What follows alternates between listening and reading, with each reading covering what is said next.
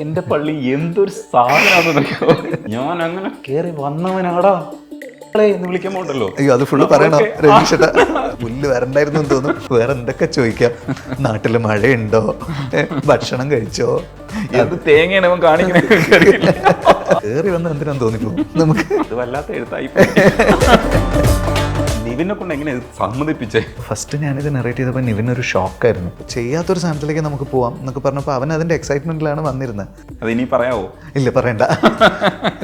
കുറെ പേര് ഇൻഡസ്ട്രിയിൽ ആരും കണ്ടിട്ട് അങ്ങനെ ഒഫൻഡഡ് ആയി ഒന്നും പറഞ്ഞിട്ടില്ല. അവർക്ക് എല്ലാവർക്കും അറിയാം ഇത് ഞങ്ങൾക്കിടയിലുള്ള അമ്പുകളാന്നുള്ളത്, ഞങ്ങൾ അങ്ങോട്ടും ഇങ്ങോട്ടും എറിഞ്ഞ അമ്പാന്നുള്ളത് എല്ലാവർക്കും അറിയാം. ഒരു വേർഡ് മനുവിന് കൊടുക്കണം എന്നുണ്ടായിരുന്നു എനിക്ക്. നീ മധുപകരു എന്നുള്ള പാട്ട് എനിക്ക് ഭയങ്കര ഇഷ്ടമാണ്. അപ്പൊ അതൊന്ന് തിരിച്ചിട്ടു, മധുപകരു നീ താരകെ. പിന്നെ ഞാൻ മനുവിനെ വിളിച്ചിട്ട് മനു എന്നെ പറയൂല, പിന്നെ ഞാനെന്തിനാന്ന് ചോദിക്കില്ലേ. ഹൃദന്തം എടുത്താലോ, തുളുമ്പും ഹൃദന്തം മനു, അതും ഞാൻ എടുത്തു. ഇതെല്ലാം നിങ്ങൾ എടുത്തു കഴിഞ്ഞാൽ ഞാനെങ്ങോട്ട്. വർഷങ്ങൾക്ക് മുൻപ് എന്നുള്ളത് ഒന്നും, വർഷങ്ങൾക്ക് ശേഷം എന്നുള്ളത് രണ്ട് സിനിമ അങ്ങനെ തന്നെയായിരുന്നു മൈൻഡിലും. ആ ഒരു ആസ്പെക്റ്റ് വേണം സിനിമയ്ക്ക്. നമ്മൾ കുറച്ച് ആൾക്കാർ നമ്മളെ വിമർശിക്കും എന്നുള്ളത് വലിയ പ്രശ്നമാക്കി എടുത്തിട്ട് സോഷ്യൽ മീഡിയ വേൾഡിനും മാത്രം കേറ്റർ ചെയ്തുകൊണ്ട് നമ്മൾ സിനിമ ചെയ്യാൻ നിന്ന് കഴിഞ്ഞാൽ നമ്മുടെ സിനിമയ്ക്ക് അത്രേ ആക്സെപ്റ്റൻസും ഉണ്ടാവുള്ളൂ എന്നുള്ളത് എൻ്റെ ഉള്ളിലുള്ളൊരു തോട്ടാണ്. പിന്നെ ഞാൻ ഭയങ്കര നൊസ്റ്റാൾജിയുള്ള മനുഷ്യനാണ്. എന്നെ പോലെയുള്ള മനുഷ്യന്മാരുണ്ട് ഒരുപാടുണ്ട്. അപ്പൂനെ നമ്മൾ ട്രോൾ ചെയ്തിട്ടുണ്ട്. ആ സീൻ അപ്പു തന്നെ ഡപ്പും ചെയ്തിട്ടുണ്ട്. പിന്നെ നിവിൻ അതിൻ്റെ അകത്തുണ്ട്. നിവിൻ നമ്മുടെ സുഹൃത്താണ്. നിവിൻ നമ്മളെ ഭീകരമായിട്ട് അറ്റാക്ക് ചെയ്യുന്നുണ്ട്. അവൻ്റെ മകനും ഇവൻ്റെ മകനും അത് നമുക്കുള്ള അറ്റാക്കാണ്. അപ്പം നമ്മൾ അങ്ങോട്ടും ഇങ്ങോട്ടും ആകുമ്പോൾ നമുക്ക് പ്രശ്നമില്ലല്ലോ. പ്രേമലൂല് ഹൃദയത്തിനിട്ട് അവർ നല്ല താങ്ങുതാങ്ങി. വിനീതിന്റെ മനസ്സിൽ ഇങ്ങനെ ഒരു സ്വപ്നവും കൂടെ ഉണ്ടായിരുന്നു, ഇവരെ വേറൊരു തരത്തിൽ പ്ലേസ് ചെയ്യാൻ പറ്റുമെന്നുള്ള. ഞാൻ എൻ്റെ ആർട്ടിസ്റ്റിനെ പറ്റിയിട്ടൊക്കെ എപ്പോഴും അങ്ങനെ സ്വപ്നം കാണാറുണ്ട്. ഹൃദയത്തിൽ അപ്പൂനെ ഭയങ്കര മെലോ ആയിട്ടാണ് കൂടുതൽ സമയം കാണിച്ചിട്ടുള്ളത്. ഇതിൽ തുടങ്ങുമ്പോൾ തന്നെ ആൽക്കഹോളിക് ആയിട്ടാണ്. ഞാനാളുന്ന തീയിൽ നിന്ന് നീഹാരങ്ങൾ പെയ്യുന്നുണ്ടേ, നോവിൽ പുത്ത പൂവിൽ നിന്ന് തേനൂറുന്നുണ്ടേ, വർഷം തന്ന ഹർഷം കൊണ്ട് വേനൽ തുമ്പി പാറുന്നുണ്ടേ, കാലം നല്ല കാലം പട്ട് നൂലാവുന്നുണ്ടേ. അതെ, പകുതി പണം കൊണ്ട് വീട് പണിയാം, ബാക്കി പകുതി പണം പലിശരഹിതമായി EMI സ്കീമിൽ 50 മാസം കൊണ്ട് തിരിച്ചടച്ചാൽ മതി. Bayath homes for builders, Kerala's leading tech enabled home builder. കൂടുതൽ വിവരങ്ങൾക്ക് താഴെ കൊടുത്തിട്ടുള്ള നമ്പറിൽ ബന്ധപ്പെടുക. വിനീത് ശ്രീനിവാസനാണ് നമുക്കിപ്പോൾ ഉള്ളത്. ഹായ് വിനീത്. ഹായ്. വർഷങ്ങൾക്ക് ശേഷം പൊളിക്കുന്നുണ്ട്. മലയാള സിനിമയ്ക്ക് വീണ്ടും മധു പകർന്നിരിക്കുകയാണ് വിനീത്. Thank you. നിങ്ങൾ ശരിക്കും ഒരു ഇൻഡസ്ട്രിക്ക് പറ്റിയ ആളാണെന്ന് വീണ്ടും തെളിയിക്കുക. അതാണ് ഒരു സന്തോഷം. എങ്ങനെയാണ് റെസ്പോൺസ് എന്ന് പറയും? അയ്യോ ഭയങ്കര സന്തോഷമാണ് രജനീഷ് ചേട്ടാ. കാരണം ഇത് റിലീസ് ആവുന്നതിന് മുമ്പ് നമുക്കൊരു ഫീലിംഗ് ഉണ്ടല്ലോ, ഈ വർഷം ഇറങ്ങിയിട്ടുള്ള പടങ്ങളെല്ലാം എല്ലാവരും നല്ല പടങ്ങൾ ഡെലിവർ ചെയ്തുകൊണ്ടിരിക്കുകയാണ്. അതിൻ്റെ ഇടയിൽ നമ്മൾ വന്ന് എങ്ങാനും മിസ്സായി പോയി കഴിഞ്ഞാൽ അതൊരു എല്ലാവരും മലയാള സിനിമേനെ പറ്റിയിട്ട് പറയുന്ന അങ്ങനെ സംസാരിക്കുന്ന സമയത്ത്, എസ്പെഷ്യലി ഞാൻ നാട്ടിലും അല്ലല്ലോ ജീവിക്കുന്നത്, അപ്പം നമ്മൾ അവിടുന്ന് ഇവിടുന്നൊക്കെ ഇത് കേൾക്കുന്നുണ്ടല്ലോ. ഇപ്പം നമ്മുടെ പടവും ആവേശത്തിനും ഭയങ്കര ഇതുണ്ട്, ജയഗണേഷൻ നല്ല പടമെന്ന് പറയുന്നുണ്ട്. എല്ലാവർക്കും ഇതൊരു ഭയങ്കര പീരീഡ് അല്ലേ ഇന്നലെ. ഇങ്ങനൊരു കാലം ഇല്ല. എൻ്റെ ഓർമ്മയിലൊന്നുമില്ല ഒരു സമയത്ത് ഒരു പടം നന്നായിട്ട് ഓടും. ഏതോ ഒരു ക്രിസ്മസ് എനിക്ക് ഓർമ്മയുണ്ട്, ചാർലി, അടികപ്പിയാരെ കൂട്ടമണി, 2 കൺട്രീസ്, അങ്ങനെ 3 പടവും തിയേറ്ററിൽ കൊളുത്തി കയറുന്ന ഒരു സിറ്റുവേഷൻ ഉണ്ടായിരുന്നു. അത് കഴിഞ്ഞ് ഇപ്പോൾ ഫെബിൽ ഒരു ആളിക്കത്തലുണ്ടായിരുന്നു. ഇപ്പോൾ ഞങ്ങൾക്ക് ഇങ്ങനെ ഒരു സാധനം കിട്ടിക്കൊണ്ടിരിക്കുന്നുണ്ട്. എന്നെ ഏറ്റവും കൂടുതൽ പൊട്ടിച്ചിരിപ്പിച്ചതെന്ന് പറഞ്ഞാൽ നിവിൻ പോളിയുടെ ആ സ്റ്റേജിലെ പ്രകടനം. എൻ്റെ പള്ളി എന്തൊരു സാധനമാണെന്നറിയോ. എനിക്ക് ഞാൻ അങ്ങനെ കയറി വന്നവനാടാ എന്ന് വിളിക്കാൻ പോണ്ടല്ലോ. അയ്യോ അത് ഫുള്ള് പറയണോ രമേശേട്ടാ? ശരിക്കും പറഞ്ഞു കഴിഞ്ഞാൽ ഉണ്ടല്ലോ, ഞാനൊക്കെ ഈ തിയേറ്ററിൽ സീറ്റിൽ നിന്ന് എണീക്കുന്നത് വല്ലപ്പോയിരിക്കും മാത്രമാണ്. ഞാൻ സീറ്റിൽ നിന്ന് എണീറ്റുണ്ടല്ലോ, പറയാൻ പോകുമ്പോൾ ഉണ്ടല്ലോ, ഞാനിത് പറയല്ലേടാ എന്നുള്ള രീതിയിൽ അത് പറയരുത്, കാരണം അയാളെ പറ്റിക്കപ്പെടുകയാണ് ആ സ്റ്റേജിൽ എന്നുള്ള രീതിയിലാണ്. പക്ഷെ അത് പറഞ്ഞു കഴിഞ്ഞപ്പോൾ ഉണ്ടല്ലോ, എനിക്ക് തോന്നി ഇത് പറയണം എന്ന് തോന്നിയില്ലേ. ആ സമയം മുതൽ ഇയാളുടെ കൂടെ തന്നെയായിരുന്നു ഞാൻ. പിന്നെ ഞാൻ വിട്ടിട്ടില്ല. ആ സാധനമാണ് എനിക്ക് ഏറ്റവും കൂടുതൽ പഞ്ചായത്ത് അനുഭവപ്പെട്ട. ഇപ്പോൾ വിനീതിൻ്റെ നൊസ്റ്റാൾജിയും പാട്ടിൻ്റെ മ്യൂസിക്കലായിട്ടുള്ള ഒരു കഥ പറച്ചിൽ രീതിയൊക്കെ എല്ലാവരും ആസ്വദിക്കുമ്പോഴും എനിക്ക് ആ കോമിക് സ്ഥലങ്ങളൊക്കെ ഉണ്ടല്ലോ, അതേ സെക്കൻഡ് ഹാഫ് തുടങ്ങിയതിന് ശേഷമുള്ള ട്രോള്, വിനീത് ട്രോൾ എന്ന രീതിയിലുള്ള കുറേ സെൻറ്റൻസുകൾ നമുക്ക് തോന്നിയിട്ടുണ്ട്. അടിപൊളിയായിരുന്നു. സെക്കൻഡ് ഹാഫിൻ്റെ ഒരു ഏരിയ ഭയങ്കരമായിട്ട് ഇഷ്ടപ്പെടുന്ന ഒരാൾക്കാരുണ്ട്. എന്നെ ഇന്നലെ ബേസി വിളിച്ചിട്ട്, ചില ആൾക്കാർ ഞാൻ പറഞ്ഞില്ലേ ഭയങ്കര ഡിഫറെൻ്റ് ആയിട്ടും പറയുന്നുണ്ട്. ബേസിക്ക് ഫസ്റ്റ് ഹാഫ് ഭയങ്കര ഭയങ്കരമായിട്ട് വർക്കായി. ഫസ്റ്റ് ഹാഫിനെ പറ്റിയിട്ട് അവൻ പറഞ്ഞത് എനിക്ക് അങ്ങനെ ഒരു ഫസ്റ്റ് ഹാഫ് ഉണ്ടാക്കാൻ പറ്റില്ല, എനിക്കത് ഭയങ്കര അതിൽ കുറേ ഒറിജിനാലിറ്റി തോന്നി. സെക്കൻഡ് ഹാഫ് എനിക്ക് അറിയാം നിങ്ങൾ എന്താ ചെയ്തതെന്ന്, അതൊരു ടെംപ്ലേറ്റ് ആണ്, അതിൽ കൃത്യമായിട്ട് ഓഡിയൻസിന് ഹൈ കിട്ടാനുള്ള പണിയെടുത്തിട്ടുണ്ട്. അപ്പോൾ അത് നമുക്ക് ചെയ്യാൻ പറ്റുന്ന ഒരു സാധനമാണ്. ഫസ്റ്റ് ഹാഫ് അങ്ങനെയല്ല. ഫസ്റ്റ് ഹാഫ് ഒരു സിനിമയും സെക്കൻഡ് ഹാഫ് വേറൊരു സിനിമയും, ആ രീതിയിൽ തന്നെയാണ് ഞാനും അതിനെ ഹൃദയം പോലെ തന്നെ ആ രീതിയിൽ തന്നെ അതിനെ കണ്ടിട്ടുള്ളത്. ഫസ്റ്റ് ഹാഫ് ഇപ്പോൾ കുറച്ചുകൂടെ സീനിയർ ആയിട്ടുള്ള ജനറേഷൻസിൻ്റെ ഒരു ബുക്ക് കൂടെയൊക്കെയുള്ള ട്രാവൽ. എനിക്ക് പണ്ട് വേണുനാഗവള്ളി സാറിൻ്റെ ഒക്കെ ഒരു സിനിമയിലൊരു പാട്ടുണ്ടായിരുന്നു. ആ പാട്ടിൽ ഒരുപാട് പുസ്തകങ്ങൾ ഉണ്ടാവും ഇങ്ങനെ. ആ പുസ്തകങ്ങളുടെ നടുവ് കൂടെ ഒരു നായകനും നായികയൊക്കെ ഇങ്ങനെ മരം ചുറ്റലിന് പകരം പുസ്തകം ചുറ്റലൊരു പാട്ടൊക്കെ ഉണ്ടായിരുന്നു. അതിൻ്റെ മെയിൻ കാര്യം എന്താണെന്ന് വെച്ച് കഴിഞ്ഞാൽ നമ്മൾ അങ്ങനെ ഒരുപാട് പുസ്തകങ്ങൾ വായിച്ച് വന്നിട്ടുള്ളൊരു ഒരു ലെഗസി ഉണ്ടായിരുന്നു നമുക്ക്. ഇപ്പം നമ്മൾ ആകെ ഓൺലൈനിൽ വായിക്കുന്ന, ഫോണിൽ വായിക്കുന്ന ആർട്ടിക്കിൾ മാത്രമല്ലേ ഉള്ളൂ. ഞാനൊക്കെ ഒരു ന്യൂസ് പേപ്പർ തൊട്ട കാലം മറന്നു. അപ്പം ആ നൊസ്റ്റാൾജിയാണ് ശരിക്ക് ഫസ്റ്റ് ഹാഫ്. നമ്മൾ എന്തൊക്കെ ഇപ്പോൾ ഇല്ല, ചൂട്ട്, ബീഡി. എൻ്റെയൊക്കെ ചെറുപ്പത്തിലെ ആൾക്കാർ ദിനേശ് ബീഡി, നമ്മുടെ പൂക്കോട് ദിനേശ് ബീഡി ഉണ്ടാക്കുന്ന ഒരു ബീഡി ഉണ്ടാക്കുന്ന ഒരു 1ാം നിലയിൽ ഒരു കടയൊക്കെ ഉണ്ടായിരുന്നു. അപ്പോൾ അങ്ങനത്തെ പ്രോപ്പർട്ടീസ് ആണെങ്കിലും ആ കാലഘട്ടം ആണെങ്കിലും എനിക്ക് ഇഷ്ടമുള്ള പഴയ കാലത്തിൻ്റെ എലമെൻറ്റ്സ് കൂടെയാണ് കംപ്ലീറ്റ് ഫസ്റ്റ് ഹാഫ് പോകുന്നത്.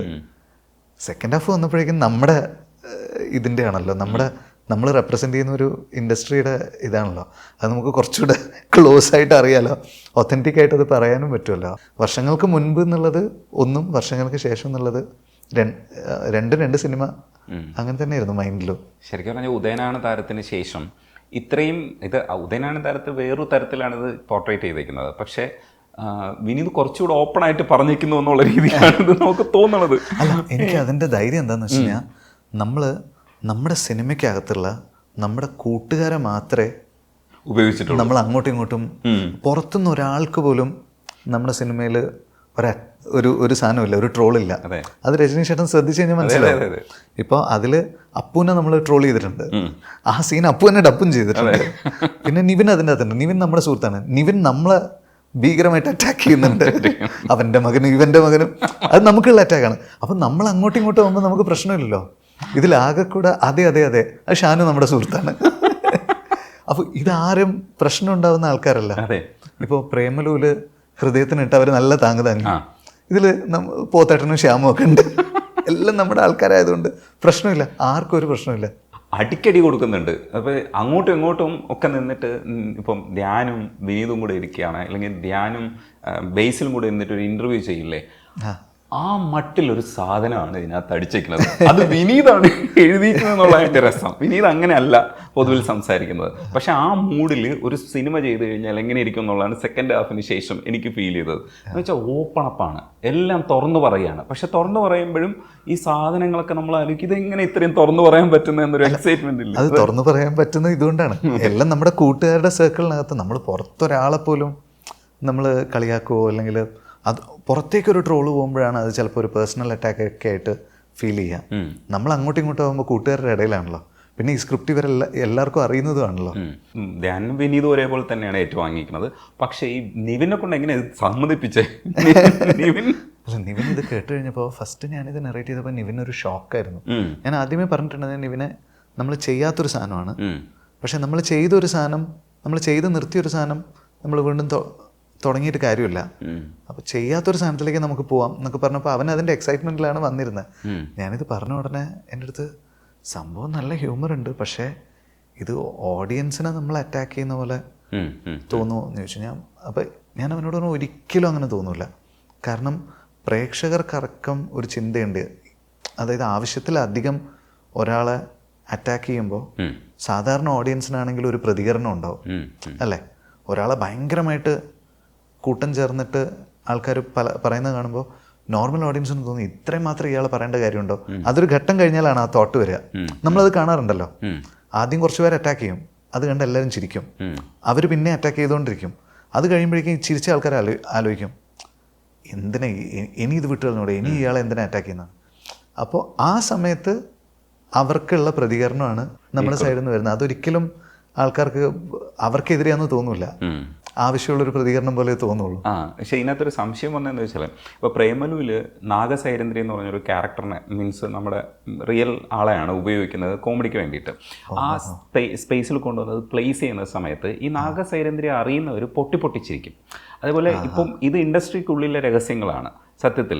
അപ്പം ഇല്ലെങ്കിൽ അങ്ങനെ പരക്കെ അറിയപ്പെടുന്ന ഒരു സാധ്യതയല്ല. പക്ഷേ ഇത് അറിയുന്നവർക്കൊക്കെ സിനിമാ പ്രേമികൾക്കൊക്കെ ഇതിൻ്റെ ഒരു ബാക്ക്ഗ്രൗണ്ട് അറിയാം. ഇത് പറയുമ്പോൾ കുറച്ചുകൂടെ വ്യക്തമാവും, അങ്ങോട്ടും ഇങ്ങോട്ടും ഒക്കെ ചിരിക്കാനും കളിയാക്കാനും ഒക്കെ കഴിയും. പക്ഷെ സാധാരണ ഓഡിയൻസിന് ഇത് വർക്കാവും.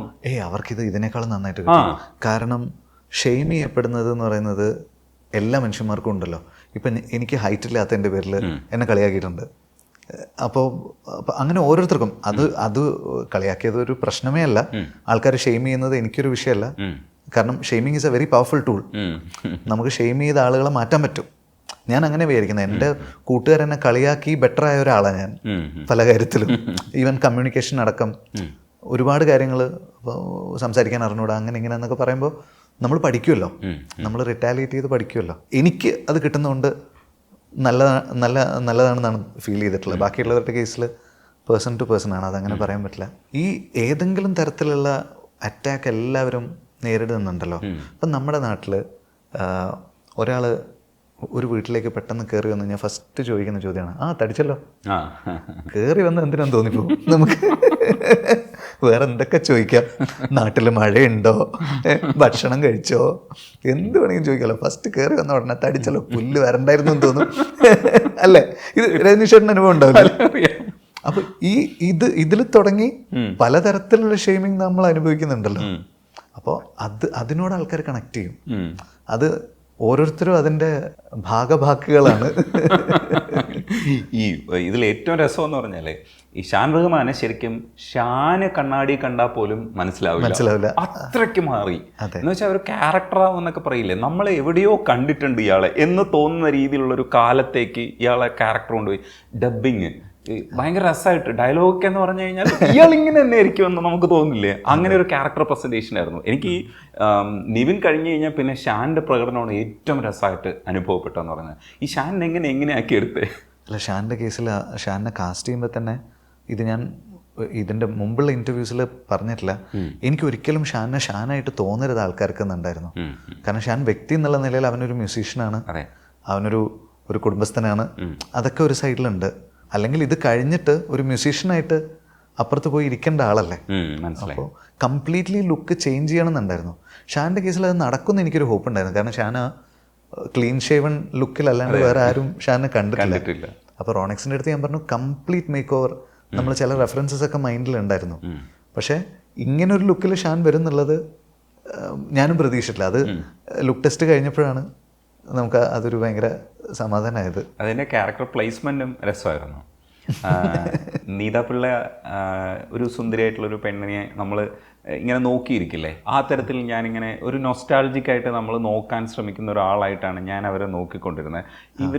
ഈ സിനിമയിൽ ഭയങ്കര ഇവരില്ലായിരുന്നെങ്കിൽ അത് ശരിയാവില്ലായിരുന്നു എന്ന് തോന്നുന്നൊരു മൂഡ് ഉണ്ടാക്കാൻ പറ്റിയിട്ടുണ്ടായിരുന്നു. കാസ്റ്റിംഗ് നടത്തുമ്പോഴും അതിന് ശേഷമൊക്കെ ആ ഫീല് തന്നെയാണോ കിട്ടിയത് വിനീതിന്? എനിക്ക് ആ കാസ്റ്റിങ്ങിന് പല ഓപ്ഷൻസ് ആലോചിച്ചിട്ടും പഴയൊരു സൗന്ദര്യ സങ്കല്പം ഉണ്ടല്ലോ, നല്ല വൈഡായിട്ടുള്ള കണ്ണ് എന്നൊക്കെ പറയുന്ന പോലത്തെ. പിന്നെ നീതയുടെ ഒരു കാര്യം എന്താണെന്ന് വെച്ച് കഴിഞ്ഞാൽ നമ്മൾ പണ്ടെപ്പോഴോ കണ്ടിട്ടുള്ള ചില നമുക്ക് ഭയങ്കര ഇഷ്ടമുള്ള നായികമാരുടെ ഫീച്ചേഴ്സ് ഓർമ്മിപ്പിക്കും നീതനെ കാണുമ്പോൾ. അപ്പോൾ അത് ഞാൻ നീതയുടെ അടുത്ത് തന്നെ പറഞ്ഞിട്ടുണ്ട്. നിമേഷ് ഏട്ടനാണ് ഇത് സജസ്റ്റ് ചെയ്യുന്നത്, ആർട്ട് ഡയറക്ടർ. അപ്പം ഞാനിങ്ങനെ നിമേഷ് ഏട്ടൻ്റെ അടുത്ത് പറഞ്ഞു എനിക്കൊരു എസ്റ്ററിയർ. ഇപ്പം എന്താണെന്ന് വെച്ച് കഴിഞ്ഞാൽ എല്ലാവരും ഇൻസ്റ്റഗ്രാമിൽ നമ്മൾ കാണുമ്പോൾ എല്ലാവർക്കും ഒരു ഭയങ്കര പോളിഷ്ഡ് സോഫിസ്റ്റിക്കേറ്റഡ് ലുക്കാണല്ലോ, ഇപ്പോഴത്തെ ഒരു ലുക്കാണല്ലോ എല്ലാവർക്കും കാണുമ്പോൾ. അങ്ങനെ അല്ലാതെ ഒരു വിൻറ്റേജ് ക്ലാസിക് ഫേസുള്ള ഒരാൾ വേണം. അങ്ങനെ ആരാളുള്ള നിമേഷേട്ട എന്നൊക്കെ ചോദിച്ചപ്പോൾ നിമേഷേട്ടൻ പെട്ടെന്ന് എൻ്റെ അടുത്ത് പറഞ്ഞു നീത പിള്ള ആലോചിച്ചൂടെ എന്ന് ചോദിച്ചു. അപ്പോൾ പെട്ടെന്ന് സ്ട്രൈക്ക് ചെയ്തു. അപ്പം നീതയുടെ ഇൻസ്റ്റഗ്രാമിലുള്ള ഒരു ഫോട്ടോ നമ്മൾ നോക്കുമ്പോൾ സാരിയൊക്കെ എടുത്തിട്ട് അങ്ങനത്തെ ഒരു മുടിയൊക്കെ അങ്ങനെ ആ ഒരു ലുക്കിൽ കണ്ടപ്പോൾ ഇത് കറക്റ്റാണല്ലോ എന്ന് തോന്നി. അങ്ങനെയാണ് നീ തന്നെ വിളിച്ച് സംസാരിക്കുന്നത്. അതെ, എനിക്ക് തോന്നുന്നു പെർഫെക്റ്റ് കാസ്റ്റിംഗ് ആയിരുന്നു അത്. നല്ല കാസ്റ്റിംഗ് ആണ്. അത് സജസ്റ്റ് ചെയ്തത് നിമേഷേട്ടനാണ്, ഞങ്ങളുടെ ആർട്ട് ഡയറക്ടറാണ്. അതിനൊരു അപ്രീസിയേഷൻ ഉണ്ട് സീരിയസ്ലി. പിന്നെ ഉള്ളത് ധ്യാൻ ശ്രീനിവാസൻ്റെ പുതിയ വരവാണ്. ഇതിപ്പോൾ ഫാസിലിനെ മറ്റേതിനകത്ത് റീ ഇൻട്രൊഡ്യൂസ് ചെയ്യും പോലെ ഇതിനകത്ത് ധ്യാനിനെ കൊണ്ടുവന്ന് റീ ഇൻട്രൊഡ്യൂസ് ചെയ്തിട്ടുണ്ട്. അതിൽ ധ്യാനിന് ഒരു മാറ്റവും ധ്യാനിന് വേറൊരു സ്റ്റൈലിലുള്ളൊരു മാറ്റവും കിട്ടും. നിവിൻ ഇത് തകർക്കുകയാണ്. നിവിൻ്റെ വേറൊരു കാര്യം കൂടെ ഉള്ളതെന്ന് പറഞ്ഞാൽ നിവിൻ ഈസ് ബാക്ക് എന്ന് പറഞ്ഞിട്ട് അടുത്ത സിനിമയിൽ മലയാളി ഫ്രം ഇന്ത്യയുടെ പരസ്യം പോകുന്നുണ്ട്. അതിൽ ആ പരസ്യം പറഞ്ഞതിന് തൊട്ട് മുമ്പ് നിവിൻ ഈസ് ബാക്ക് എന്ന് പറഞ്ഞിട്ട് ഈ സിനിമയുടെ അതിന്റെ ഒരു ടീസർ, മലയാളി ഫ്രം ഇന്ത്യയുടെ ഒരു ടീസറായിട്ട് കൂട്ടിയാൽ അതെ ആയിട്ട് ചെയ്തിട്ടുണ്ട്. അപ്പോൾ അത് എനിക്ക് ഭയങ്കര കോയിൻസിഡൻസ് ആയി തോന്നി. അവര് നേരത്തെ തന്നെ ഇറക്കിയതാ. നിങ്ങൾ തമ്മിൽ ഇങ്ങനെ പ്രൊമോഷൻ എന്തെങ്കിലും സാധ്യത ഉണ്ടോ? അല്ല, ഞാനും ഡിജോ സംസാരിക്കാറുണ്ട്. ഡിജോ എന്നോട് പറഞ്ഞിട്ടുണ്ട്, കാരണം നിങ്ങളുടെ പടം ആദ്യം വന്ന് വർക്കായി കഴിഞ്ഞാൽ നമുക്കും അത് അടിപൊളിയാവും എന്നൊക്കെയുള്ള. അത് വർക്കാവും കേട്ടോ. അപ്പം ഈ രണ്ട് കാസ്റ്റിംഗ് ശരിക്കും ചെയ്യുന്ന സമയത്ത് വിനീതിന്റെ മനസ്സിൽ ഇങ്ങനെ ഒരു സ്വപ്നവും കൂടെ ഉണ്ടായിരുന്നു, ഇവരെ വേറൊരു തരത്തിൽ പ്ലേസ് ചെയ്യാൻ പറ്റുമോ എന്നുള്ള. ഞാൻ എൻ്റെ ആർട്ടിസ്റ്റിനെ പറ്റിയിട്ടൊക്കെ എപ്പോഴും അങ്ങനെ സ്വപ്നം കാണാറുണ്ട് രജനി ചേട്ടാ. ഇതിപ്പോൾ അപ്പുവിൻ്റെ കേസിൽ ഞാൻ ഹൃദയത്തിൽ അപ്പുവിനെ ഭയങ്കര മെലോ ആയിട്ടാണ് കൂടുതൽ സമയം കാണിച്ചിട്ടുള്ളത്.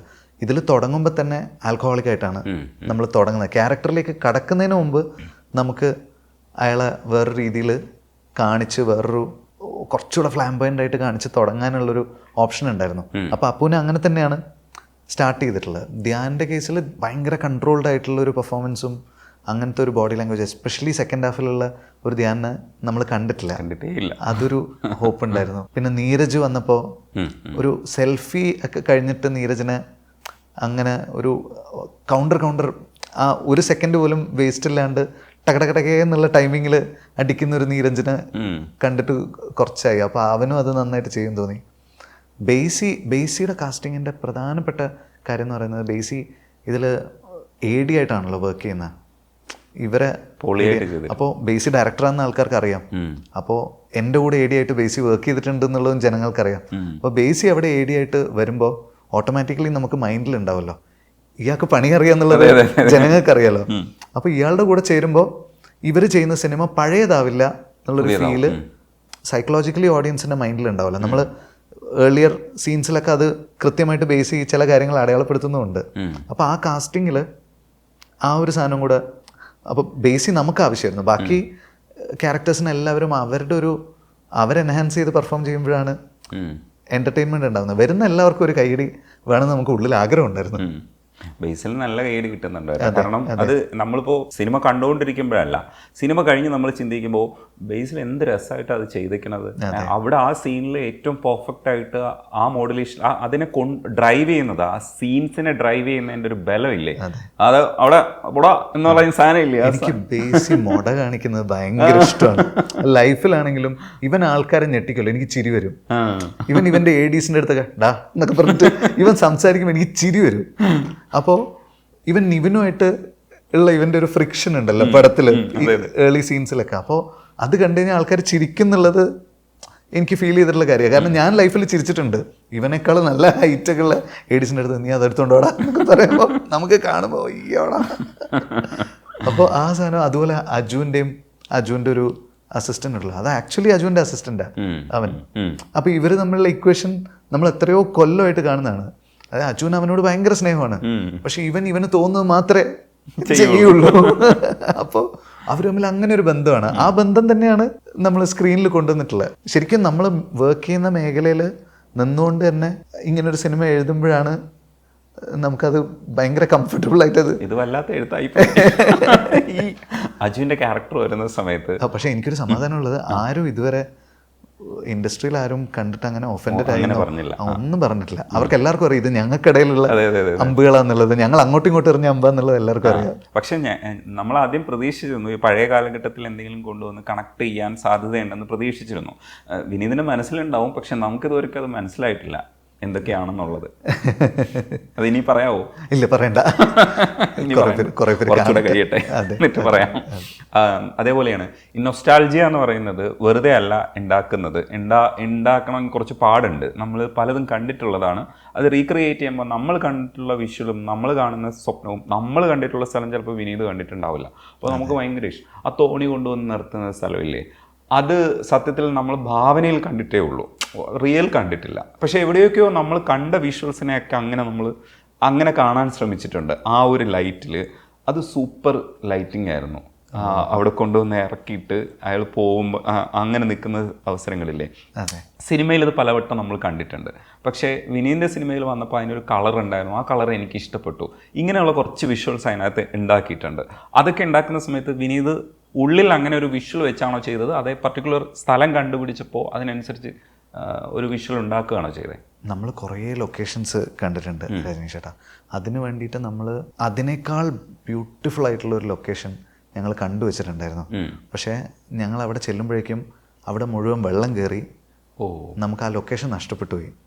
എന്നിട്ട് ഞാൻ എൻ്റെ ആർട്ട് ഡയറക്ടറെ അടുത്ത് പറഞ്ഞിട്ട് അദ്ദേഹം ഈ വേറൊരു സ്ഥലത്ത് ഇതുപോലൊരു കടവൊക്കെ പണിത് അതൊക്കെ ഒരു കടവിൻ്റെ ഒരു അറ്റ്മോസ്ഫിയറൊക്കെ ഉണ്ടാക്കി അങ്ങനെ ചെയ്ത് ഒരു ക്രിയേറ്റ് ചെയ്തെടുത്തതാണ് ആ ഒരു മൂഡ് കുറച്ചൊക്കെ. പിന്നെ വിഷ്വലിൻ്റെ ലൈറ്റിങ്ങും ആ പ്രോപ്പറായിട്ടുള്ള ക്യാപ്ചറും ഒക്കെ ആയപ്പോൾ പിന്നെ ചെറിയ ചെറിയ കളേഴ്സ് ഉണ്ടല്ലോ അതിനകത്താണെങ്കിലും അപ്പൂൻ്റെ കോസ്റ്റ്യൂമിൻ്റെ കളറ്. അപ്പോൾ ആ കോട്ട് അപ്പൂൻ്റെതാണ്. അത് ധ്യാനിന് കൊടുക്കാൻ കാര്യം എന്ന് വെച്ച് കഴിഞ്ഞാൽ ധ്യാൻ അപ്പോൾ വേറൊരു വൈറ്റ് അല്ലാതെ ധ്യാൻ്റെ ഒരു ആ വൈറ്റിൻ്റെ മുകളിലേക്ക് ഈ അപ്പൂൻ്റെ ഗ്രീൻ ഇങ്ങനെ കയറും, അപ്പൂന് ഒരു റെഡ് ഇങ്ങനെ നിൽക്കും. അപ്പോൾ ഈ ഒരു വാം സോസിൽ ഇത് രണ്ടും കാണുമ്പോൾ നമുക്കൊരു ഭംഗി തോന്നും. അതുകൊണ്ടാണ്. അപ്പോൾ മറ്റേ ഡയലോഗും കൂടെ നിങ്ങളെ കോട്ട് എന്ന് പറയുമ്പോൾ ആരുടെയാണെന്നൊന്നും അറിയില്ല വെച്ചോ, അതൊക്കെ നമ്മുടെ ഈ കോസ്റ്റ്യൂം ഈ രീതിയിലാണെങ്കിൽ നന്നായിരിക്കുമല്ലോ എന്ന് വിചാരിച്ചിട്ട് പിന്നീട് എഴുതി ചേർത്താണ് അതൊക്കെ. അടിപൊളിയായിട്ട്. വിനീത് സിനിമ കാണുന്ന സമയത്ത് ഏറ്റവും കയ്യടി കിട്ടിയ സീന് ഏതാണെന്നാണ്? നിവിൻ്റെ പോർഷൻസിനെല്ലാം നല്ല ഇതുണ്ടായിരുന്നു. പിന്നെ ലാസ്റ്റ് പടം തീരുന്ന സമയത്ത് നമുക്ക് ഭയങ്കര ഒരു സാധനം ഉണ്ടായിരുന്നു. ബേസിനെ ആദ്യം കണ്ടപ്പോൾ, നീരജിനെ ആദ്യം കണ്ടപ്പോൾ, എല്ലാവരെയും ആദ്യം കാണുമ്പോൾ നിവിനെ ഫസ്റ്റ് കാണുമ്പോൾ നിവിൻ്റെതായിരുന്നു ഒരു വലിയ സെലിബ്രേഷൻ നമുക്ക് ഫീൽ ചെയ്തു. നിവിൻ്റെതും പിന്നെ ഏറ്റവും ലാസ്റ്റ് എഴുന്നേൽക്കുമ്പോഴും അത് ഭയങ്കര ഒരു ആ കൈയടി നമുക്കൊരു ആശ്വാസം തരുന്ന കൈയടിയാണല്ലോ. നിവിനെ കാണുന്ന സമയത്ത് ഞാൻ ഭയങ്കരമായിട്ട് രസിച്ചു എന്നുള്ളതാണ്. പിന്നെ അതിന് ത്രൂ ഔട്ട് അതിനകത്ത് നിൽക്കാനും പറ്റി. കാരണം ഈ ചില സാധനങ്ങളൊക്കെ എക്സ്പെക്റ്റ് ചെയ്യാത്ത രീതിയിൽ കാണിക്കുമ്പോൾ നമ്മുടെ കൈവിട്ട് പോകുന്ന ആ ക്യാരക്ടർ നമ്മളെ പരിധിയിൽ നിൽക്കുന്നില്ല, അയാൾ എന്തൊക്കെ ചെയ്യുന്നു, പക്ഷെ അതിന് പിന്നീട് റിസൾട്ട് കിട്ടുന്നു. അപ്പം നമ്മൾ അയാളുടെ കൂടെ നിൽക്കാൻ ശ്രമിക്കുമ്പോൾ അയാൾ നമ്മുടെ കൂടെ നിൽക്കുന്നില്ലല്ലോ. അപ്പം മറ്റേ പറയുമ്പോൾ നീ പോവല്ലേടാന്ന് പറയും പോലെ നീ അത് ചെയ്യല്ലേടാന്ന് ഉദ്ദേശിക്കുമ്പോൾ അയാൾ അത് ചെയ്യും. അയ്യോ എന്ത് തേങ്ങയാണ് അവൻ കാണിക്കണേ. ആ സാധനം അതെനിക്ക് ഭയങ്കരമായിട്ട് ഫീൽ ചെയ്യും. അത് കണക്ട് ആയാലാണ് ഫീൽ ചെയ്യാവുക. ആ ക്യാരക്ടറുമായിട്ട് കണക്ട് ആയല്ലോ, അപ്പോഴാണ് ഫീൽ ചെയ്തത്. എടാ അങ്ങനെ ചെയ്യില്ലടാ എന്ന് തോന്നുന്നില്ലേ.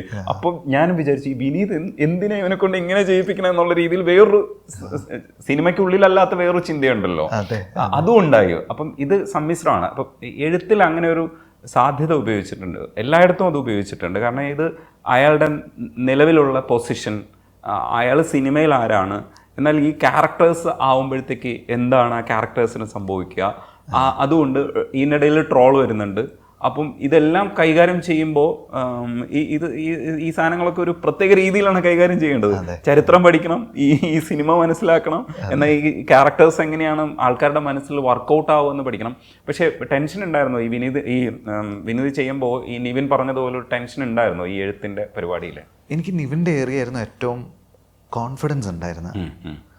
പക്ഷേ ഇപ്പോൾ പല ആൾക്കാരുടെ അടുത്തും ഞാൻ ചോദിക്കാറുണ്ടായിരുന്നു. ഇപ്പോൾ സിനിമ നമ്മൾ വർക്ക് ചെയ്യുന്ന ആൾക്കാരുടെ അടുത്തൊക്കെ ഇത് ഒഫെൻസീവായിട്ട് പോവോ അതോ ഇത് നമ്മൾ വിചാരിച്ച സ്പിരിറ്റിൽ എടുക്കുമോ. പക്ഷേ അവരെല്ലാവരും ഇത് ഭയങ്കരമായിട്ട് എൻജോയ് ചെയ്യുന്നുണ്ട്. അപ്പോൾ അത് കാണുമ്പോൾ നമുക്കൊരു ഇതുണ്ടായിരുന്നു. പിന്നെ ഇനീഷ്യൽ ജഡ്ജ്മെൻ്റ് ഉണ്ടല്ലോ, എപ്പോഴും ഏറ്റവും സ്ട്രോങ് ആയിട്ടുള്ള ഹ്യൂമർ ഒഫെൻസിൻ്റെ തൊട്ടിപ്പുറത്തുള്ള ഹ്യൂമറാണ് ഏറ്റവും സ്ട്രോങ് ആയിട്ടുള്ള ഹ്യൂമർ. അതായത് അതിൻ്റെ അപ്പുറത്തേക്ക് പോയി കഴിഞ്ഞാൽ അത് ഹൈലി ഒഫെൻസീവാണ്. അതിൻ്റെ ആ വരമ്പിൻ്റെ തൊട്ടിപ്പുറത്ത് നമ്മൾ നിൽക്കുമ്പോഴാണ് നമുക്ക് ഏറ്റവും രസമുള്ള ഹ്യൂമർ എപ്പോഴും ജനറേറ്റ് ആവുന്നത്. ബോർഡർ ലൈൻ ഒഫെൻസീവ് എന്ന് പറയില്ലേ, അത് ഭയങ്കര ട്രിക്കിയാണ്. അത് ഒരു മെഷർ മാറിക്കഴിഞ്ഞാൽ നേരെ അതിൻ്റെ അളവ് മാറിക്കഴിഞ്ഞാൽ തന്നെ ആൾക്കാർ നമുക്ക് എതിരാവും. പക്ഷേ അവിടെ പോയി അത് കറക്റ്റായിട്ട് എഡിറ്റിലും അത് പക്കയാക്കി നമ്മൾ ആക്ച്വലി എഡിറ്റ് ചെയ്ത് കഴിഞ്ഞിട്ട് പിന്നെ ഒരു 9 seconds ട്രിം ചെയ്തിട്ടുണ്ട് ഈ ഇനോഗ്രേഷൻ. അതായത് ഒരളവിൽ കൂടുതൽ അത് പോയി കഴിഞ്ഞാൽ അത് ഒഫെൻസീവ് ആവും. അപ്പോൾ അത് ആദ്യം നമ്മുടെ ഒരു സുഹൃത്ത് കണ്ടിട്ട് അത് അത്രയും തവണ റിപ്പീറ്റ് ചെയ്യണോ അതൊരു ഒരു 4 തവണ വരെ നല്ല രസമുണ്ടായിരുന്നു. അത് കഴിഞ്ഞപ്പോൾ അപ്പോൾ അത് കേട്ടപ്പോൾ തന്നെ നമ്മളത് കട്ട് ചെയ്തു. അപ്പോൾ ഇതുണ്ടല്ലോ, ആദ്യം ഒരു സാധനം രജിസ്റ്റർ ചെയ്യുന്നു, പിന്നെ അടുത്തതിൽ ആ സാധനത്തിന് ചിരി വരുന്നു, അടുത്തതിലും ചിരിക്കുന്നു, അതിൻ്റെ അടുത്തതിൽ ആ സെലിബ്രേഷൻ്റെ ഒരു കൾമിനേഷൻ. അപ്പോൾ അതിനപ്പുറത്തേക്ക് അത് കൊണ്ടുപോകാൻ പാടില്ല. ഈ മെഷറാണ് രേണിച്ചേട്ടാ ഇതിൻ്റെ ഏറ്റവും ട്രിക്കി ആയിട്ടുള്ള കാര്യം. അത് ചിലപ്പം നമുക്ക് കിട്ടും, ചിലപ്പോൾ നമുക്ക് പാളും. പക്ഷെ അവിടം വരെ പോയാലേ നമുക്ക് ഇങ്ങനെ ഒരു സാധനം അറ്റംപ്റ്റ് ചെയ്യാൻ പറ്റുള്ളൂ. സോ ആ റിസ്ക് നമ്മൾ എടുത്താലേ. അപ്പോൾ ഹ്യൂമറിൻ്റെ ഏറ്റവും വലിയ റിസ്ക് അതാണ്. ഏറ്റവും ഒഫെൻസീവ് ആയിട്ടുള്ള സ്പേസിൽ പോയിട്ട് ഒഫെൻസീവ് അല്ലാണ്ട് നമ്മൾ കഴിച്ചലായി വരണം. സ്റ്റാൻഡപ്പ് കൊമേഡിയൻസ് ഒക്കെ ചെയ്യുന്നതാണ്. അവർ നമ്മളെ ഇരുത്തി നമ്മളെ കൊണ്ട് ഒഫെൻസീവ് ആയിട്ടുള്ള സാധനങ്ങൾ പറഞ്ഞിട്ട് നമ്മളെ ചിരിപ്പിക്കും. അത് വേറൊരു അതേ സ്റ്റാൻഡപ്പ് കൊമേഡിയൻ മൈക്ക് മാറ്റിയിട്ട് നമ്മളെ നേരെ വന്നിട്ട് അത് പറഞ്ഞു കഴിഞ്ഞാൽ നമ്മൾ അയാൾക്ക് ഇടി കൊടുക്കും. മനസ്സിലായില്ലേ? പക്ഷെ ആ മൈക്കിൻ്റെ മുമ്പിൽ നമ്മൾ ഓഡിയൻസ് ആയിട്ട് നിന്ന് ഇത് കേൾക്കുന്ന സമയത്ത് നമുക്കത് കറക്റ്റായിട്ട് റിസീവ് ചെയ്യാനുള്ള ടോളറൻസ് ഉണ്ടാവും. അപ്പോൾ ഇത് ഞാനുമ്പോൾ കളിയാണ്. അതെ അതെ അതെ, അതൊരു റിസ്ക് ഉണ്ട്. അതെ. പിന്നെ വിനീതിന് അറിയാവുന്നുള്ളൊരു ഏരിയ ഉണ്ട്. അതിപ്പോൾ സിനിമ തുടങ്ങുമ്പോൾ തന്നെ, വരവീണായിട്ട് തുടങ്ങുമ്പോൾ തന്നെ നമുക്ക് മനസ്സിലായി വിനീത് ഏത് മൂഡാണ് ഇത് ക്രിയേറ്റ് ചെയ്യാൻ ഉദ്ദേശിക്കുന്നത് എന്നുള്ളത് മനസ്സിലായി. അപ്പം മ്യൂസിക്കിൻ്റെ ഏരിയയിൽ അങ്ങനെ മ്യൂസിക്കലായിട്ട് എന്നെ പറയുന്നു. അപ്പം നീ മധുപകരു താരകെ എന്ന് എഴുതാനും കൂടെ കഴിയുന്ന ഒരാളും കൂടെയാണ്. അതും ഒരു സന്തോഷമുള്ളൊരു കാര്യമാണ്. അങ്ങനെ ഒരു അനുരാഗത്തിൻ്റെ വേളയിൽ എഴുതുന്ന സമയത്തും ഒക്കെ വിനീതിന് കോൺഫിഡൻസ് ഉള്ളൊരു ഏരിയയിൽ വിനീത് എഴുതിയാൽ ക്ലിക്കാവും എന്നുള്ളൊരു തോന്നലുണ്ട്. മധുപകരു നീ താരകെ അതുകൊണ്ട് തന്നെയാണോ വിനീത് എഴുതിയത്? അതെങ്ങനെയാണ് പരുവപ്പെട്ടത്? അത് ആദ്യത്തെ ലൈൻ ഞാനത് മനു എഴുതാൻ വേണ്ടിയിട്ട്, മനുമഞ്ജിത്ത് എഴുതാൻ വേണ്ടിയിട്ട് വെച്ചിരുന്ന പാട്ടാ. ഒരു തുടക്കം കിട്ടണമല്ലോ. ഇപ്പം ജ്ഞാപകം എന്ന് പറയുന്ന വേർഡ് അമൃതത്തിന് ഞാൻ കൊടുത്തതാണ്. എനിക്ക് ഞാൻ ആലോചിക്കുന്ന ഒരു കാര്യമാണ്, യൂട്യൂബിൽ സെർച്ച് ചെയ്താൽ അധികം പാട്ടിനില്ലാത്ത ഒരു വാക്ക് കിട്ടിയാൽ നല്ലതല്ലേ? അത് ഞാൻ ഇടയ്ക്ക് ആലോചിക്കാറുണ്ട്. അപ്പോൾ പെട്ടെന്ന് സെർച്ച് ചെയ്യുമ്പോൾ, ഇപ്പോൾ ദർശന എന്ന് സെർച്ച് ചെയ്ത് കഴിഞ്ഞാൽ ഒരുപാട് പാട്ടൊന്നും വരില്ല, നമ്മുടെ ദർശനയാണ് വരിക. അപ്പോൾ അധികം സെർച്ച് ചെയ്താൽ വരാത്തൊരു വാക്ക്, അല്ലെങ്കിൽ കാതലേ നെഞ്ചമേ അങ്ങനെയൊക്കെ എഴുതി കഴിഞ്ഞാൽ ഒരിക്കലും അതിനൊരു ആ പാട്ടിനൊരു സ്ഥാനം ഉണ്ടാവില്ല. സ്പെസിഫിക് ആയിട്ടുള്ളൊരു വേർഡ് വേണം. അപ്പം നമ്മുടെ പടത്തിൻ്റെ ബേസിക് മൂഡായിട്ട് എപ്പോഴും ആൾക്കാർ പറയുന്നത് മെമ്മറീസ്, നൊസ്റ്റാൾജിയ. മെമ്മറീസിൻ്റെ തമിഴ് എന്താ? ജ്ഞാപകം. ജ്ഞാപകം അടിച്ചു നോക്കുമ്പോൾ അധികം പാട്ട് അങ്ങനെ തുടങ്ങുന്നില്ല. ചേരൻ സാറിൻ്റെ ഓട്ടോഗ്രാഫിൽ ജ്ഞാപകം വെറുതെ എന്ന് പറഞ്ഞിട്ടൊരു പാട്ടുണ്ട്. മലയാളത്തിൽ വേറെ പാട്ടില്ല, തമിഴിലും അധികം ഇല്ല.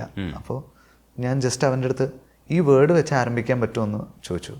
അപ്പോൾ അവർ ഫസ്റ്റ് തന്ന ഓപ്ഷൻ തന്നെ ഭയങ്കര ജ്ഞാപകം മോദിതയെന്നാണ് ജയശ്രീ മാം എഴുതിയത്. അതായത് ഓർമ്മകൾ ഇങ്ങനെ നമ്മളെ അറ്റാക്ക് ചെയ്യാണ്. ആ ഓർമ്മകൾ അങ്ങോട്ടും ഇങ്ങോട്ടും എന്താ പറയുക, മല്ലിടുകയാണെന്ന് പറയുന്നുണ്ടല്ലോ.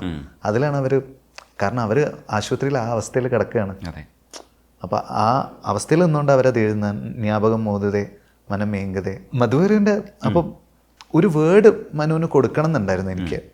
അത് വെച്ച് തുടങ്ങിക്കഴിഞ്ഞാൽ, അപ്പോൾ നീ മധുപകരു എന്നുള്ള പാട്ട് എനിക്ക് ഭയങ്കര ഇഷ്ടമാണ്. അപ്പം അതൊന്ന് തിരിച്ചിട്ടു, മധുപകരു നീ താരകെ. അപ്പോൾ പിന്നെ പഴയ പാട്ടുകളിലുള്ള വാക്കുകളും ആയിരിക്കണമല്ലോ. അപ്പോൾ മധുപകരു നീ താരകെ അത് കിട്ടി. അപ്പോൾ ചുമ്മാ ഇങ്ങനെ പിന്നെ കുളിച്ചുകൊണ്ടിരിക്കുന്ന സമയത്തൊക്കെ മധുപകരു നീ താരകെ തരിരരിരാരേ നീയേ, ആ നീയെ എവിടെ വന്നു, മനസ്സിലെ മോഹം നീയെ അത് കിട്ടി. പിന്നെ അതുണ്ടായിരുന്നു. ആദ്യം വിളിച്ചിട്ടും വരാൻ എന്തേ വൈകി നീ, വിളിച്ചിട്ടും വരുന്നില്ല വിരുന്നുകാരൻ, അങ്ങനെ ഒരു പാട്ടുണ്ട്. അപ്പം അത് വേണ്ട, വേറെന്താ കൊതിച്ചിട്ടും വരാൻ ഇത്രയും വരിയായി. പിന്നെ ഞാൻ മനുവിനെ വിളിച്ചിട്ട് മനു എന്നെ പറയൂല, പിന്നെ ഞാനെന്തിനാന്ന് ചോദിക്കില്ലേ. അതുകൊണ്ട് ബാക്കിയും കൂടെ ഒഴിവാക്കിയല്ല, ബാക്കിയും കൂടെ ഞാനങ്ങ് എഴുതി. ഇതിന്റെ കോമഡി എന്താന്ന് വെച്ച് കഴിഞ്ഞാൽ, പിന്നെ ഞാനും മനുവും കൂടെ എന്തിനീ സംഗമം എന്ന് പറയുന്ന പാട്ട് എഴുതാൻ വേണ്ടിയിട്ട് ഇരുന്നു. അപ്പോൾ മനു ഇങ്ങനെ പറഞ്ഞു 70കളാണല്ലോ, നമുക്ക് താരകെ എന്നുള്ള വാക്ക് യൂസ് ചെയ്താലോ. അപ്പോൾ ഞാൻ പറഞ്ഞു, മനു ഞാനത് എടുത്തു, മധുപകരു നീ താരകെ. നമുക്ക് ഹൃദന്തം എടുത്താലോ, തുളുമ്പും ഹൃദന്തം മനു, അതും ഞാൻ എടുത്തു. ഇതെല്ലാം നിങ്ങൾ എടുത്തു കഴിഞ്ഞാൽ ഞാനങ്ങോട്ട് ബാക്കിയുണ്ടല്ലോ. അപ്പൊ പിന്നെ മനു ഒരു ഗംഭീര സാധനം നമുക്ക് എഴുതി തന്നു. അതേപോലെ വൈശാഖ് സുഗുണൻ എഴുതിയിട്ടുള്ള വേറൊരു വരിയുണ്ട്, ഞാനാളുന്ന തീയിൽ നീഹാരങ്ങൾ പെയ്യുന്നുണ്ട്. അത് ഇയാൾ ഉരുകുന്നത് മറ്റുള്ളവർക്ക് പോസിറ്റീവായിരുന്നു വരുന്നു എന്നുള്ള അർത്ഥത്തിലാണ്. അതിന്റെ അടുത്ത ലൈൻ എന്തായിരുന്നു? നോവിൽ പൂത്ത പൂവിൽ നിന്ന് തേനൂറുന്നു. അത് നല്ല വരിയായിട്ട് എനിക്ക് തോന്നി, കേൾക്കാൻ സുഖമുള്ളൊരു. അതെ, വൈശാഖ് അധികം സിനിമയ്ക്ക് എഴുതിയിട്ടില്ല. അപ്പോൾ വൈശാഖിൻ്റെ വരികൾക്ക് ഒരു ഭയങ്കര ഫ്രഷ്നെസ് ഉണ്ട്. വൈശാഖുമായിട്ട് വർക്ക് ചെയ്യുന്നത് ഭയങ്കര കോമഡിയാണ്. ഞങ്ങൾ രണ്ടുപേരും ഒരു മുറിയിൽ ഒരു ബെഡിൽ അപ്പുറത്തും ഇപ്പുറത്തും ഇരുന്നിട്ട് ഞാൻ പകുതി സമയം വൈശാഖിൻ്റെ മുഖത്ത് നോക്കിക്കൊണ്ടിരിക്കുക. ഇവൻ അവിടുന്ന് ഫോണിൽ ഇങ്ങനെ ടൈപ്പ് ചെയ്യും വൈശാഖ്, എന്നിട്ട് എന്നെ ഇങ്ങനെ നോക്കും. അപ്പം ഞാൻ വൈശാഖിനെ നോക്കുന്നതെന്ന് കാണുമ്പോൾ തിരിഞ്ഞിരിക്കും. ഒരു വരി പോലും നമ്മളോട് പറഞ്ഞു തരില്ല. അവിടുന്ന് തൊട്ടപ്പുറത്ത് നിന്നിട്ട് വാട്സാപ്പ് അയക്കും. അപ്പം ഞാൻ പറയും, വൈശാഖ് ഞാനിവിടെ ഉണ്ട്, വൈശാഖ് എനിക്കൊന്ന് പറഞ്ഞതാ അല്ലെങ്കിൽ ഒന്ന് കാണിച്ച. ഇല്ല വേണ്ട, ഞാൻ വാട്സാപ്പ് അയക്കും. അപ്പോൾ അങ്ങനെയായിരുന്നു ഈ ജീവിതഗാഥകൾ എന്ന് പറഞ്ഞ പാട്ട്. തേടുക ഭാസുരമാം നാളെ ഇതാ ഇവിടെ എന്ന് വൈശാഖ് ടൈപ്പ് ചെയ്തു. അപ്പോൾ എനിക്ക് വൈശാഖ് എഴുതുമ്പോൾ ഏറ്റവും വലിയ ടെൻഷൻ എന്താണെന്ന് വെച്ച് കഴിഞ്ഞാൽ നല്ല വാക്കുകൾ വൈശാഖ് തന്നെ വേണ്ടാന്ന് വെച്ച് കളയും. അപ്പോൾ വൈശാഖ് എന്തോ മയക്കുന്നുണ്ടപ്പോൾ ഞാൻ ചോദിച്ചു, വൈശാഖ് എന്താ അത് എന്ന് ചോദിച്ചു. അല്ല ചിലപ്പോൾ ക്രിഞ്ചാവുന്നു. ഞാൻ പറഞ്ഞു, അതിൽ വൈശാഖ് പേടിക്കണ്ട, ഞാൻ നടന്നു പോയാലും ക്രിഞ്ചാന്ന് പറയും. അപ്പോൾ എന്നോട് പറഞ്ഞു തേടുക ഭാസുരമാം. ഞാൻ പറഞ്ഞു, ഭാസുരമാം എന്ന് പറയുന്ന വാക്കൊന്നും ആരും യൂസ് ചെയ്യുന്നില്ല, നീ അതെനിക്ക് തന്നേക്ക്, ഞാൻ എടുത്തോളാം. അതെ. എന്നിട്ട് ചരണം എത്തിയപ്പോഴേക്കും എന്നോട് പറഞ്ഞു, കർണികാരങ്ങൾ ക്രിഞ്ചാവോ? അപ്പം ഞാൻ പറഞ്ഞു, നീ ആരോടെ സംസാരിക്കുന്നു, തെരഞ്ഞുതാൻ പേശ്രിയാ. ഞാൻ പറഞ്ഞു, എനിക്കിഷ്ടമാണ് കർണികാരങ്ങൾ എന്നുള്ള വാക്കൊക്കെ ഒരു മലയാളം പാട്ടിൽ നമ്മൾ കേട്ടിട്ട് എത്ര കാലമായി. അപ്പോൾ അതും അങ്ങനെ വൈശാഖിന് ആ ഒരു പ്രശ്നമുണ്ട്. എന്തെങ്കിലും എഴുതുമ്പോൾ ക്രിഞ്ചാവോന്ന് വിചാരിച്ചിട്ട് വൈശാഖ് തന്നെ എഡിറ്റ് ചെയ്യും. അപ്പോൾ തൊട്ടടുത്തിരിക്കേണ്ടി വരും എന്തെങ്കിലും കളയുന്നതിന് മുമ്പ്. ഈ ഞാനാളുന്ന തീയിൽ അത് ഓർക്കുന്നുണ്ടോ? ഒന്ന് പാടാവോ? പിന്നെ ഇതല്ല പാടിയത്, ഇല്ല ഞാൻ ചോദിക്കാം. പാട്ടുകാരനായിട്ട് ഹിഷാനെ കൊണ്ടുവന്നപ്പോൾ എനിക്ക് ഭയങ്കര ഇഷ്ടപ്പെട്ടു കേട്ടോ. അതെ, ഹിഷാം പാടി കേട്ടപ്പോഴാണ് നമുക്ക് ആ പാട്ടിനൊരു ജീവൻ വന്നത്. ട്യൂണായിട്ട് കേൾക്കുമ്പോഴും അത് കുഴപ്പമില്ല, രസം ഉണ്ടാവുമായിരിക്കും എന്നുള്ളതായിരുന്നു. ഹിഷാം പാടിയപ്പോഴാണ് അതങ്ങ് ലിഫ്റ്റായത് ആ പാട്ട്. ഞാനാളുന്ന തീയിൽ നിന്ന് നീഹാരങ്ങൾ പെയ്യുന്നുണ്ടേ, നോവിൽ പൂത്ത പൂവിൽ നിന്ന് തേനൂറുന്നുണ്ടേ, വർഷം തന്ന ഹർഷം കൊണ്ട് വേനൽ തുമ്പി പാറുന്നുണ്ടേ, കാലം നല്ല കാലം പട്ട് നൂലാവുന്നുണ്ടേ, വാടാതിന്നലേ നേടാമിന്നീനേ, മോഹം കൊണ്ടേ നെയ്യാം നാളെകൾ, ഈ നാദം ഈ ഗാനം കേൾക്കൂ ലോകമേ, കാലം തന്ന ജാലം എൻ്റെ ഈ സംഗീതമേ, ഞാനാളുന്ന തീയിൽ നിന്ന് നീഹാരങ്ങൾ പെയ്യുന്നുണ്ടേ, നോവിൽ പൂത്ത പൂവിൽ നിന്ന് തേനൂറുന്നുണ്ടേ. ശ്വാസം കിട്ടുന്നില്ല. ഈ കോടമ്പക്കം സെറ്റിട്ട് ചെയ്യുന്ന സാധനം എവിടെയെങ്കിലുമൊക്കെ പാളിപ്പോവാൻ സാധ്യതയുണ്ടെന്ന് മനസ്സിൽ വിചാരിച്ചിട്ടുണ്ടായിരുന്നു. പക്ഷെ നന്നായിട്ട് വന്നിട്ടുണ്ട്. നമ്മളത് സെറ്റാണെന്ന് അറിഞ്ഞുകൊണ്ട് തന്നെ കാണുമ്പോഴും ഒരു സ്ഥലത്തും അങ്ങനെ ഒരു കണ്ടുപിടിക്കാൻ പറ്റുന്നില്ല, ഇത് സെറ്റാണ്, ഇത് അവിടെ ഉണ്ടോ കണ്ടോ എന്ന് പറയാൻ പറ്റുന്നില്ല. അത് ഒരു പെർഫെക്റ്റ് ആയിട്ടുള്ളൊരു സംവിധായകൻ്റെ മിടുക്കായിട്ട് എനിക്ക് തോന്നി. അത് നമ്മുടെ ആർട്ട് ഡയറക്ടറെ ഞാനിങ്ങനെ എപ്പോഴും നിമിഷേട്ടാ സെറ്റ് ഫീൽ ഉണ്ടാവാൻ പാടില്ല ഞാൻ ഇടയ്ക്കിടയ്ക്ക് പറയുന്നു. പക്ഷെ അദ്ദേഹവും ഫുൾ ടൈം അത് ആലോചിച്ചുകൊണ്ടിരുന്നു. അപ്പോൾ മെയിനായിട്ട് ഇപ്പോൾ സെറ്റ് നമുക്ക് കൺസ്ട്രക്ട് ചെയ്യാൻ ഭയങ്കര എളുപ്പമാണ്. പക്ഷേ അതിനെ റിയലാക്കുന്ന കുഞ്ഞു കുഞ്ഞു കാര്യങ്ങളുണ്ട്. ഇപ്പോൾ ഒരു റോഡ് എന്ന് വെച്ച് കഴിഞ്ഞാൽ കുറേ നാൾ ആ റോട്ടിൽ കൂടെ വണ്ടികൾ പോയി കഴിഞ്ഞാൽ ആ റോഡിലുള്ള മണ്ണ് ഈ ചുമരിൻ്റെ അറ്റത്തേക്ക് ഇങ്ങനെ കയറും. അതിനൊരു ഗ്രേഡ് ഉണ്ടാവും കറക്റ്റ്. അതായത് താഴെ ഇങ്ങനെ നല്ല കട്ടിക്ക് നിൽക്കും, പിന്നെ ഇങ്ങനെ ആ പൊടി ഇങ്ങനെ കയറി ആ ആദ്യത്തെ ഒരു ഫീറ്റൊക്കെ ഉണ്ടല്ലോ, അവിടെ എപ്പോഴും ഒരു മണ്ണ് കിടക്കും. മണ്ണിങ്ങനെ ചുമരിൽ കിടക്കും. അത് ഭയങ്കര റിയൽ ഫീല് തരുന്നൊരു സാധനമാണ്. നമ്മൾ വെറുതെ കൊണ്ടുവന്ന് ഒരു സെറ്റ് ഡൾ ചെയ്യുന്നതിനേക്കാളും ഈ ഒരു സാധനം കിടക്കുമ്പോൾ അതിന് ഭയങ്കര റിയാലിറ്റി ഫീൽ ചെയ്യും. അപ്പോൾ പഴയ ബിൽഡിങ്സിൻ്റെ ഒക്കെ മുമ്പിൽ നമ്മൾ പോയി കഴിഞ്ഞാൽ ഈ ഒരു മണ്ണിങ്ങനെ മുകളിലേക്ക് പൊടി ഇങ്ങനെ കിടക്കുന്ന ഒരു സാധനം ഉണ്ടാവും. അപ്പോൾ അത് നിമേഷേട്ടൻ്റെ അടുത്ത് ഞാൻ പറയുന്നതിന് മുമ്പ് തന്നെ നിമേഷേട്ടൻ അത് ചെയ്തിരുന്നു. പിന്നെ പുള്ളി കുറേ കാര്യങ്ങൾ എനിക്ക് ഭയങ്കര സർപ്രൈസിങ് ആയിട്ട് തോന്നിയത്, ബിൽഡിങ്ങിനൊക്കെ അദ്ദേഹം അന്നത്തെ കാലത്തെ പൈപ്പിംഗ് കൊടുത്തു. ഇപ്പം നമ്മളൊരു സെറ്റ് ക്രിയേറ്റ് ചെയ്ത് കഴിഞ്ഞാൽ നമ്മൾ ഒരിക്കലും അതിൻ്റെ ഒരു പ്ലംബിംഗ് സാധനമൊന്നും സെറ്റിൽ അങ്ങനെ കാണാറില്ല. നിമേഷ് ചേട്ടൻ അതും കൂടെ കൊടുത്തു. സ്വാമീസ് ലോഡ്ജിൻ്റെ ഇപ്പുറത്തൊക്കെ ആ സ്വാമീസ് ലോഡ്ജിൻ്റെ പൈപ്പിംഗ് ഉണ്ടല്ലോ മറ്റേ അങ്ങനത്തെ സാധനങ്ങളൊക്കെ ഭയങ്കര രസമായിട്ട് വന്നിട്ടുണ്ട്. പിന്നെ അതുപോലെ പഴയ ഇലക്ട്രിക് പോസ്റ്റ് കൊടുത്തു. ഈ സാധനങ്ങളാണ് നമ്മൾ വിട്ടുപോവുക.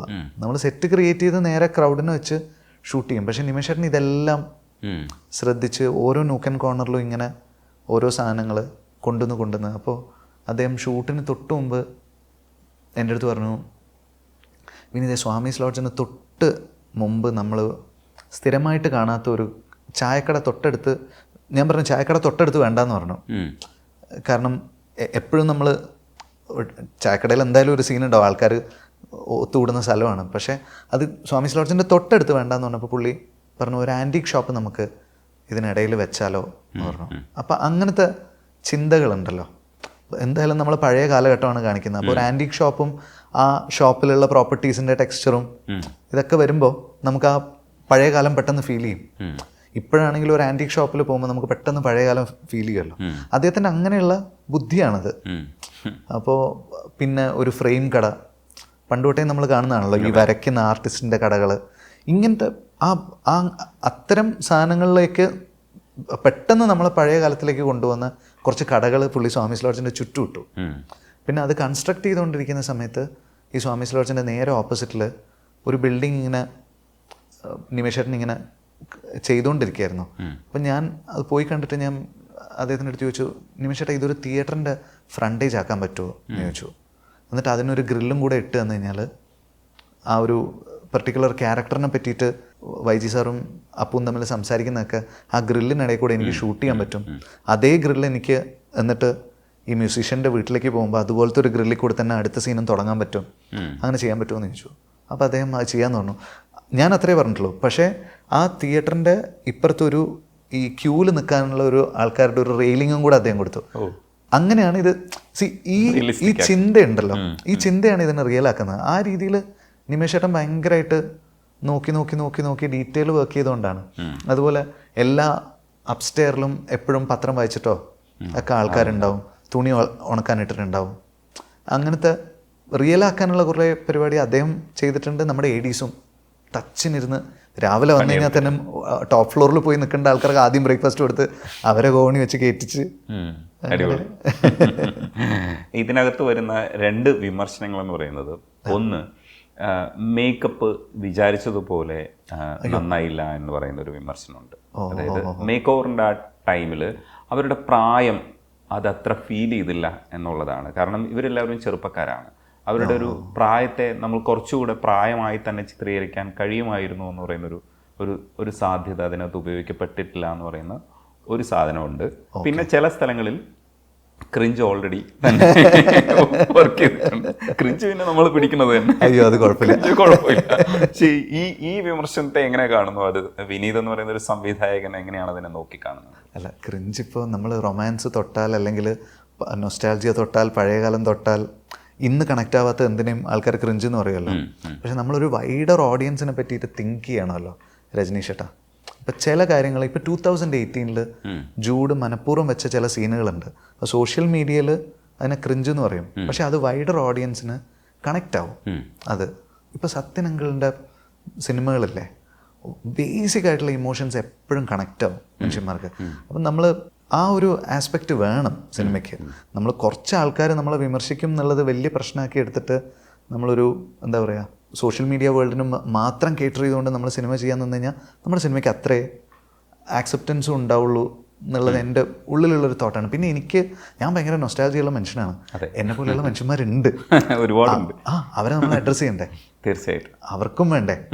അവർക്ക് ചിലപ്പോൾ ഏറ്റവും ഇഷ്ടപ്പെടുന്നത് ഇപ്പോൾ ഹൃദയത്തിൽ അശ്വത്ത് ഒരു റെസ്റ്റോറൻറ്റിൽ പോയിട്ട് മറ്റേ ഇതുണ്ടല്ലോ ഫിംഗർ ബോൾ കൊണ്ടുവന്നിട്ട് ഇവൻ അതെടുത്ത് കുടിക്കും.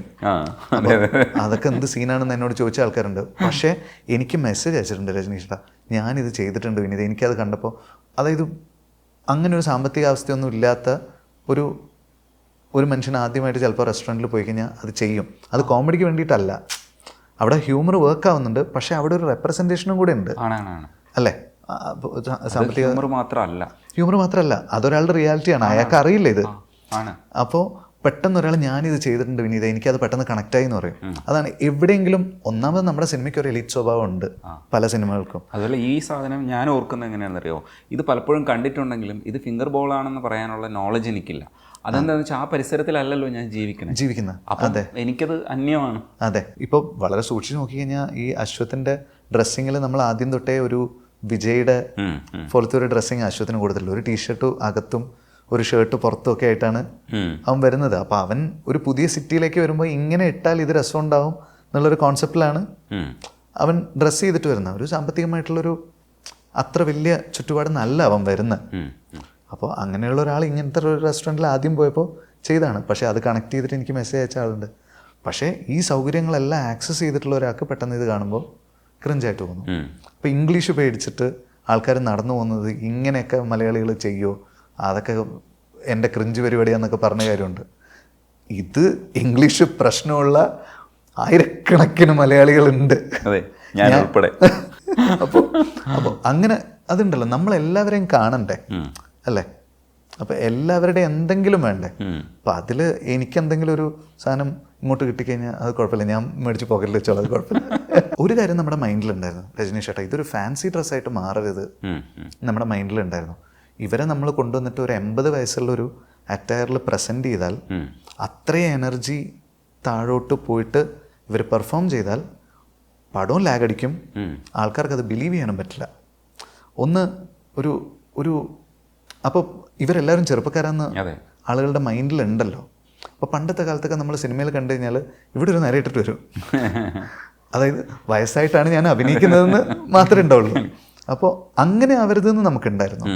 ക്യാരക്ടറിനെ ഫോളോ ചെയ്ത് പോകുമ്പോൾ അത് കൃത്യമായിട്ട് ഇങ്ങനെ ഫോളോ ചെയ്ത് പോകുന്നതിൻ്റെ ഒരു ബിലീവബിലിറ്റി കിട്ടിയാൽ മതി. വല്ലാണ്ട് പ്രായം ക്രിയേറ്റ് ചെയ്തിട്ട് ഒരു ഫാൻസി ഡ്രസ്സ് പോലെ ആവരുത്. ഇപ്പോൾ ധ്യാനൊക്കെ എൻ്റെ അടുത്ത് അത് പറഞ്ഞിട്ടുണ്ട്, ഏട്ടാ നമുക്ക് നര ചുളിവ് ഇതൊക്കെ ഒരു പരിധി വരെ ചെയ്യാം. അപ്പം ഞാൻ നെറ്റി ഫുള്ളായിട്ട് ഷേവ് ചെയ്യാൻ പറ്റുമെന്ന് അവൻ പറഞ്ഞത് കംപ്ലീറ്റ്ലി നമ്മൾ മാറ്റിയാൽ ചിലപ്പോൾ ആൾക്കാർ ബിലീവ് ചെയ്യൂല.